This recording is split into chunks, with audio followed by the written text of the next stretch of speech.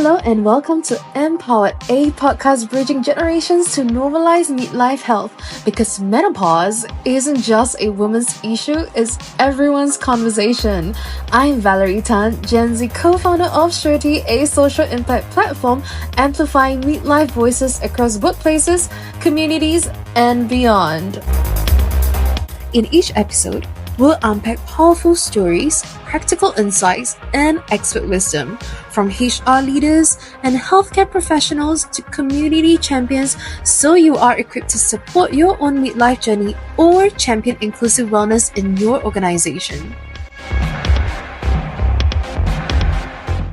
Our guest today is Dr. Nav Uppal, a GP with over 25 years of experience across UK and Singapore. She spent the last 15 years here and now working as a corporate wellness doctor while continuing to champion women's health through holistic and evidence-based care. We are proud to have her as our medical advisor at Surety, and we are so excited to have her here with us today. So let's welcome Dr. Nav. Thank you, Valerie, and thank you so much for those kind words. I'm so happy to be here and champion women's health with Surety. I'm really happy to be part of it. Thank you, Dr. Na, for being us with here once again. So let's start at the very beginning, okay? So what sparked your interest in, say, women's midlife and menopause health? Because now you're our medical advisor, and we have known that, you champion women's health through all this holistic and evidence-based care. Thank you, Valerie.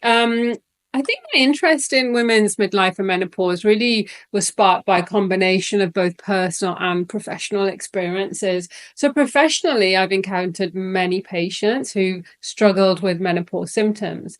And I realized that there's a significant need for dedicated care and support. Being a woman in midlife myself, I noticed sort of how a lot of women of similar age and stage as me started coming to see me experiencing symptoms that they really didn't recognize. So they were puzzled, they were sort of confused about changes that were happening in their body and not recognizing themselves often. And some of them were turning to social media and unfortunately were met with quite a lot of misinformation, which would then confuse them even more. So really that's what sparked me to start educating myself a little bit more as well and researching about women's health. And, I'm sure you've heard not every doctor, unfortunately, is educated in this stage of life. So that's really what sort of warranted me to look deeper into it. And I think for other stages in women's life, whether it be adolescence and puberty and then fertility, pregnancy, we sort of have a lot of information, a lot of support, a lot of sort of evidence-rich guidelines for a lot of these stages. Even with kids and parenting, there's wealth of knowledge out there. But I think when it comes to midlife and then menopause and aging gracefully and naturally and comfortably, we're met with a lot of gaps in the knowledge. So I think that's what really sparked me to sort of fill that gap, to support women in this stage, and to sort of give them some ideas of things that I've done that actually have helped me as well, with me being a woman at this stage of my life as well. Yeah, definitely. I think what you have noticed is something that we have seen as well. A lot of misinformation out there, a lot of noises on the internet. So, example, like my mom would search about perimenopause, or like I did not have a period for 6 months, and then it would give her prompts like, oh, it's potentially cervical cancer, and all kinds of things, and that kind of like drive her insane in a way that she's like wondering, oh no, could there be really something wrong with me? And I think all it takes is really to kind of go out there, get a GP, and then understand more about yourself. I think it's really getting the woman to go out there and see a doctor. You're right. I mean, we all know the dangers of Dr. Google, and often you're sort of then down this rabbit hole and convinced yourself that you've got some really horrible disease that it's just scary, and it gives you anxiety, and it just warrants a conversation with a well-trusted healthcare professional, and you can get the right information out there, and you can then sort of navigate with what a bespoke treatment, and just sort of get tools in your toolbox that's going to help you, and I think it's important that it's not a one size fits all. So it's really about gathering that information and that education and doing the right thing for you. So let's talk about what you see on the ground. So from your perspective as a GP, how would you describe, say, the general awareness and understanding of menopause amongst women in Asia today? So are women showing up prepared, or is there still a lot of confusion and silence? I mean, interesting question. I think we here in Asia, especially here in Singapore, we've got a beautiful mix of different cultures, and it's all sort of really intertwined, which is really great. But I think that then brings its own thoughts about menopause. There's lots of different cultures here, and often, in some cultures, it can be quite a taboo to talk about the symptoms of menopause, whether that's something like menstrual abnormalities, irregularities, or anything about your menstrual periods, or whether it's mental health impact of midlife and menopause, or whether it's sexual health. In some cultures, it's not openly discussed. But we definitely need to approach it in a compassionate and sensitive way and taking into account people's backgrounds and cultures. I think in my work as a general practitioner, looking from, all stages of life, from puberty all the way, to people in the 80s and 90s, something like menstrual abnormalities are very sort of difficult for some people to talk to, even to their doctor. I've encountered 15-year-olds, 20-year-olds, 25-year-olds who, really don't discuss their menstrual irregularities or periods with anybody, never mind sort of a doctor on asking. So I think it's something that I have found, but hopefully we're sort of getting people to talk a little bit more about it, getting it out there so it is less of a taboo. Menstrual issues are only just one sort of, avenue. There's lots of other things that are difficult for people to talk about, whether it's their mental health, whether it's how they're coping with, life through this stage, whether it's their sexual health, maybe their libido, or, they might have vaginal dryness or pain in the vagina and not know really how to communicate that. And unfortunately, sometimes you do go and see a healthcare professional, but it may not be addressed in a sensitive way. There might be a mismatch in the communication, and people unfortunately don't always get the support and treatment that they deserve. I definitely hear you. I think because I'm not going through perimenopause, so I'm not able to share my experience. But I think for my mom, when she found out that she was perimenopausal, through her own GP, and then pretty much that was it. The conversation just stops there.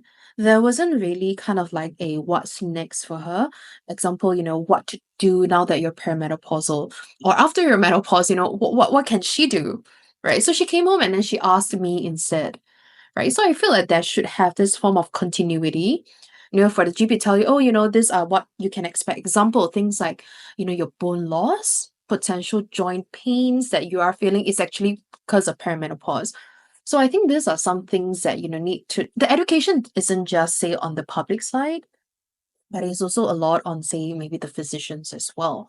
I'm sure we're going to discuss lots of symptoms of menopause, and you mentioned about your mom, things like joint pains. Now, not everybody recognizes that, unfortunately, as a symptom of menopause. And you're right, it's not just the public and women that are not recognizing that. Sometimes doctors also are not recognizing that joint pain is one of the big sort of symptoms in Asian women, especially. And there's been lots of studies that say it's not just hot flushes in Asian women. It can be joint pain. It can be mood changes. It can be insomnia. So unless you're armed with that education yourself and your doctor also knows that information, then it's really difficult to sort of, navigate that and go down the right path for, like you said, treatment. It's not just about the diagnosis. Oh, you're menopausal and therefore here's the door, get on with it. It's about, what can I do now that given that I'm in that stage to just help me have a active and fulfilled life from now on. It's a natural process that's happening, which is going to happen to all women. So, we really need to know sort of how to navigate that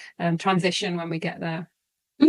Yeah, I think you're right. I think on this topic where we talk about there's so much symptoms, a woman going through perimenopausal phase, right? So what are some of, say, the common misconceptions or myth that you have heard from your patients about menopause? Yeah, I think one of the things that is really important, which I'm so glad that you're with surety, Valerie, is that, I'm too young to think about menopause. So you sort of lived that experience that it's never too young to think about menopause. You really should be thinking thinking about it in your 20s, in your 30s, in your 40s, just to empower you as to what you do when you get to that stage. You mentioned things like, bone health, that really you need to be addressing in your 20s. You need to be lifting weights and making your bones stronger and eating lots of calcium so that, you're putting down peak bone mass before the natural decline in that as you're sort of, going towards 40s and 50s. So we really need to think about our health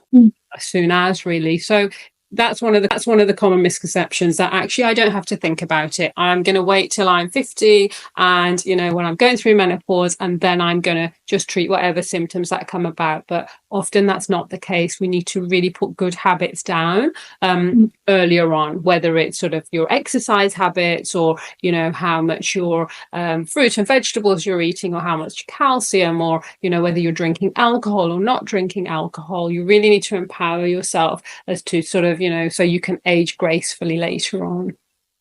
I think the other sort of big misconception, which we touched on really, is that, one myth is that menopause is just hot flushes, which I think we now are gaining a better picture to realize that actually that's not the case. It's not hot flushes for everybody. Of course, for some people it still is, or it might be part of the, lots of symptoms that people are getting. But just because you don't have hot flushes don't mean that, you're not going through perimenopause or menopause yourself. And there's lots and lots of women who don't recognize what's going on with their bodies because actually they're not getting flushes. So they assume that that's not the case.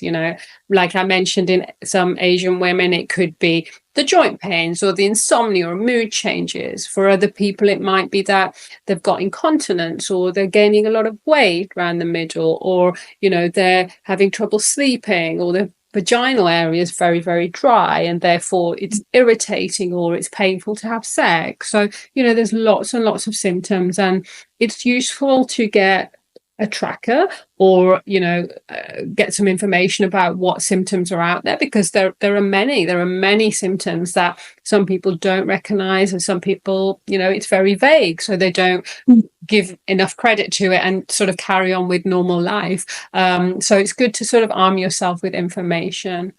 The other, just to touch on, is about hormone replacement therapy, or MHT. There was a lot of misconception about HRT, MHT in the past, and a lot of those studies have now been sort of refuted, and we've sort of got more data on that. So HRT, MHT is very safe and effective for many women, and it really should be spoken to with your doctor whether that's something that you are, an option for you. Of course, everybody's different, and it's not a one size fits all for everybody, but it's definitely worth having that conversation. And then the other myth is that, if I can't take HRT or MHT, then I'm out of options. There's nothing I can do about this. That definitely is a myth. There's lots of other things that help women through this stage, whether it's relaxation techniques, or having a balanced diet, or doing some mindfulness, or looking at what type of exercises you're doing, whether you sort of go more towards Pilates and yoga as you're sort of getting older, because when you're, jogging or, doing high impact, that's not really suiting your joints anymore. So all these things also help, and lifestyle plays a big role in transitioning as well. I've heard a lot of women who reach their 40s and 50s. They like to do things like a walk. They like to go for hiking in the morning, right? So it's really different, because now I'm in my 20s, right? Hiking isn't really kind of like a thing. It takes on like a lot of patience and really being able to embrace the nature and wanting to go out there into a hill. And I don't know, in Singapore, you have your MacRitchie, you have Bukit Timah Hill, right, to hike in. I feel like in my 20s, if you ask me to do something like that, I would rather go spinning or go running instead of, doing something leisure in a way like that. Yeah, I think it's a very, very different outlook. And so earlier we have briefly talked about how education is, not just having the woman they themselves going through, but also the doctors, the physicians, right? So what do you wish, more clinics or doctors, were doing differently right now?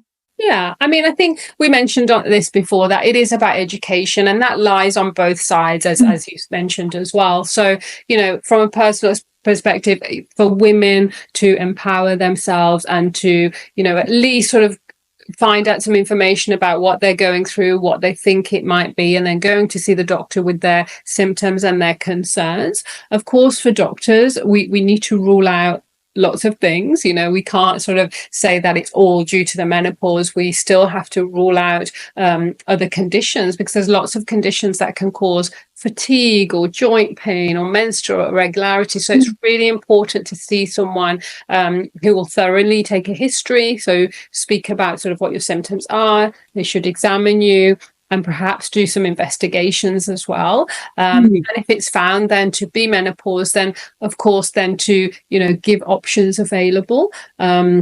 Of course, I understand that it's very difficult. Not everybody has the luxury of half-an-hour appointments and private healthcare. But there are lots of places here in Singapore, fortunately for us, that have really good menopause services, whether that's in the private sector or in the public sector. And I think women really also, we need to empower ourselves. If we don't get the answer that we want, that we wish for, if our ideas, our concerns, our expectations are not being met, then, we're lucky in Singapore that we can go and see a different doctor. In some countries, you can't. You have one doctor and that's your doctor. So luckily for us, if you're not getting the information that you need, your concerns are not being addressed, then go and see somebody where, that will be addressed. Yeah, I think this gets to a point, like, taking that first step to say, see a doctor even. So some of our listeners might be experiencing, say, certain symptoms, but they don't know when it is the time to see a doctor. So, if someone is starting to notice the symptoms that, we have briefly touched on earlier, but isn't quite sure what exactly is happening. So what would your expect be for her first step? Yeah, I mean, I think all of those things really, really take an interest in what's going on with you and start tracking as to what's happening. For example, if it's insomnia, is it a certain day of the week that you're starting getting these sleep disturbances? Is it because of stress, because you've got, an impending sort of project at work coming up? Could it be that you're exercising too close to bedtime? Could it be that you're drinking alcohol and that actually doesn't serve you well anymore as it, used to do in the past? Now, sort of even a glass or two of wine might disrupt your sleep. So really sort of figuring out and looking honestly at yourself to see what symptoms am I experiencing and how much it's affecting you. The answer to when you should go and see somebody to get advice is actually when it's affecting you. If it's having an impact on you, as in your home life, are you snappy and short with your kids? Are you sort of, snappy at your husband? Are you not sort of, wanting to go out with your friends? Are you having joint pains when you're exercising? All these, of course, will impact your life, and therefore you should go and see somebody, because there are many things that can be done. Yeah, I feel like a lot of times all this awareness lies within the woman themselves. But I think interestingly, I feel like there's also a need for the people around them to also notice the symptoms. So I think why I put that out is because, my mom, during the time when she was perimenopausal, she was very depressed.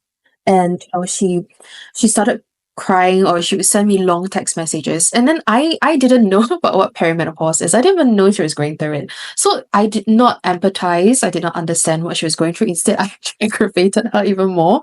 Right. So I feel that it's also very important for the people around them to be really aware of what's going on, when women reaches this stage of their life. And, when they notice, that's when, I would tell my mom, oh, go and see a doctor. I think you really need to see a doctor to find out.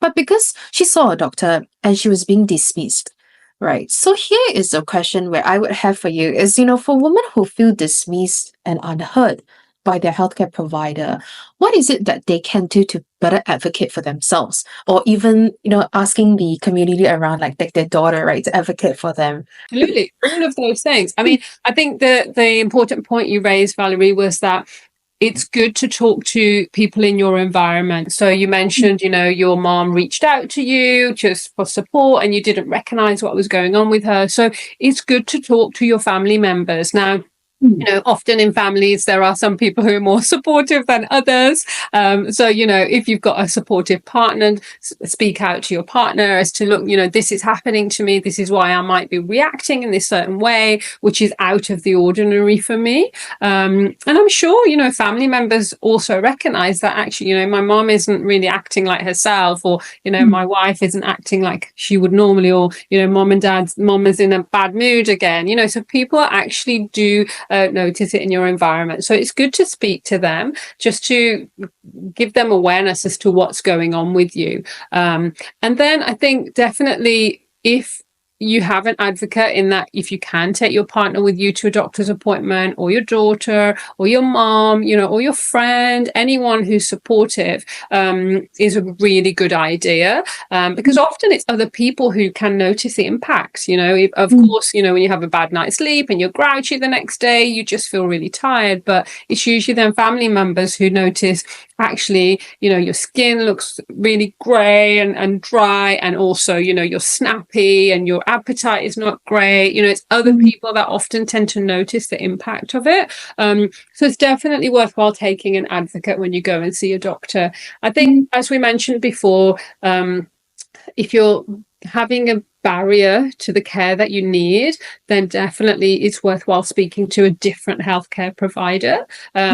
Fortunately, there's a lot of education now in Singapore, which, I know you're doing great things with Surety to raise awareness about these sort of different aspects of midlife. So hopefully, that's trickling through healthcare providers as well as sort of women who are being a bit more empowered. And there are great specialists here in Singapore. So it's a really good idea to sort of, research them, go and see them, have a chat with them, see what they sort of, their point of view is on things.